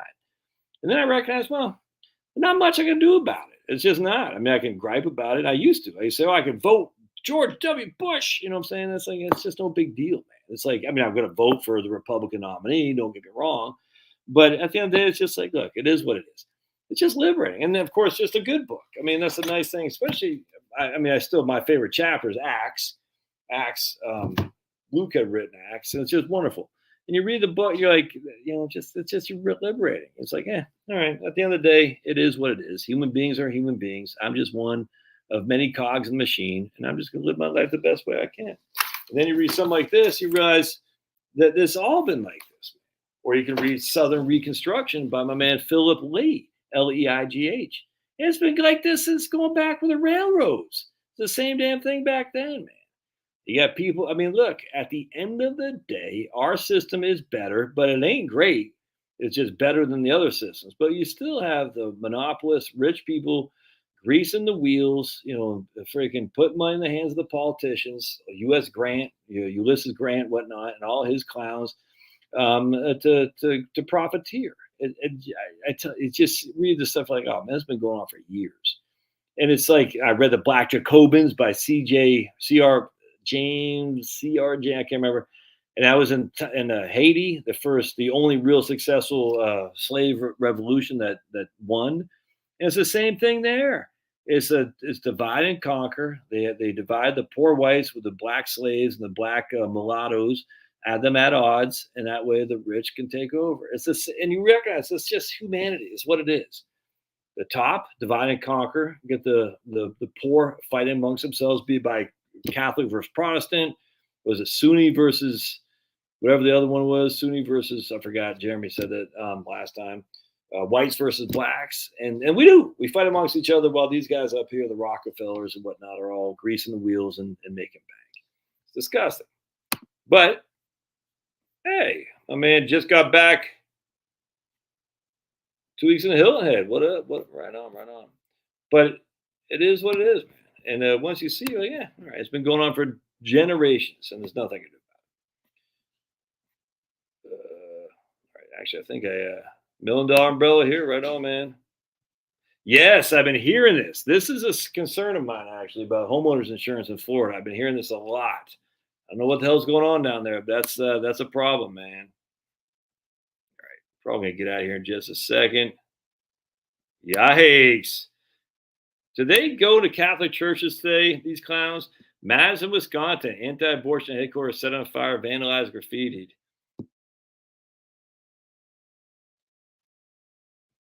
But I know not everybody's married. I'm saying if you're married. And it's graffitied. Oh, but those are tolerant. My body, my choice. All right.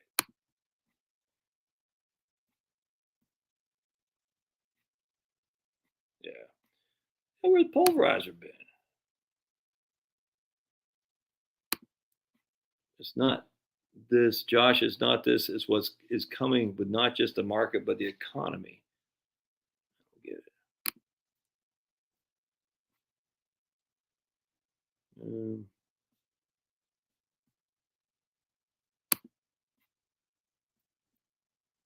Yeah. I don't know. I believe when I see it. I just the who's already in charge. I'm not laughing at you, Jill. It's just like we gave the CDC the ability to foreclose to avoid foreclosure. We gave the CDC the ability. We just follow the guidance of the CDC, and then we ban people for question. The whole thing is just it's just the best thing that happened with the coronavirus is that we've now had people that saw how bad it was just to give unadulterated power to non-elected bureaucrats. Now, sadly, a lot of people they don't mind that because the bureaucrats, for some reason, they're the experts. I don't know. I don't get how people think that, but whatever. But enough people are going to see that. No, let's stop that. They're going to renege on that from saying, no, we're not going to do this anymore. And I know some states are doing it. Wisconsin, Pennsylvania, down here, it's great. But all right, I think I go last man. Jake is in Western Mass. Last day of frost and Memorial Day. That's crazy. Yeah, I don't have any ginger growing this year. I wish I did, man. I had lots last year. I dried it, I ground it, and I got lots of. Oh man, I freaking love ginger, man. Yeah, potatoes so cheap. I 100%. I don't, and that's why they're so cheap because they're freaking easy to grow. I love ginger. Oh my goodness, Denise bet against the Dodgers today. $100 bet for them to lose. Dodgers are 5-1 against the Cubs. Oh man. Yeah. All right. See you, Kim. Yeah, right on. Vaughn says, have not to eat Josh's strawberries. A little too organic because I pee on them for the extra nutrients. All right, I can get out of here. I go to the bathroom. Speaking of all this pee, I can go to the bathroom, man.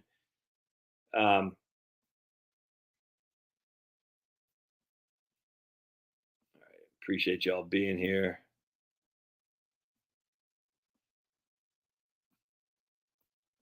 Yeah. All right, I gotta go. I'm about to pee my pants. So I'm gonna go pee on the strawberries instead. Thanks again, everybody. Happy Mother's Day. God bless. And we'll see you next time around. Thanks.